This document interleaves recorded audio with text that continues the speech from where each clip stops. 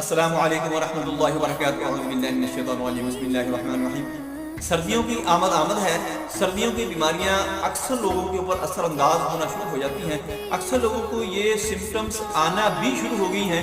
ایک تو ان کو فلو ہوتا ہے، ٹیمپریچر ہوتا ہے، گلا خراب ہونا شروع ہو جاتا ہے، نزلہ زکام، آنکھیں بعض دفعہ پرابلم پیدا کر دیتی ہیں، اور اس کے ساتھ ساتھ پیشاب کی تکلیف بھی ہونا شروع ہو جاتی ہے۔ اکثر لوگ یہ حیران بھی ہوتے ہیں کہ یار سردیوں میں پیشاب کا پرابلم کیسے ہو جاتا ہے؟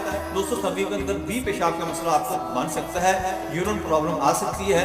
آپ نے یہ ویڈیو اچھی طرح دیکھنی ہے، سننی ہے، سمجھنی ہے، اور لوگوں کے اندر آپ نے شیئر کر دینی ہے تاکہ جن لوگوں تک میری ویڈیو نہیں پہنچ رہی ان تک بھی پہنچنا شروع ہو جائے۔ دوستو، میں ہوں ڈاکٹر حفص الدستار انجم، آپ دیکھ رہے ہیں یوٹیوب چینل۔ میرا آج کا جو موضوع ہے وہ ہے کہ ہم کول فیور سے، کول ڈیزیز سے، یعنی یہ ونٹر جو سیزن ہوتا ہے، اس کی بیماریوں سے بچنے کے لیے کیا کیا تدابیر اختیار کر سکتے ہیں۔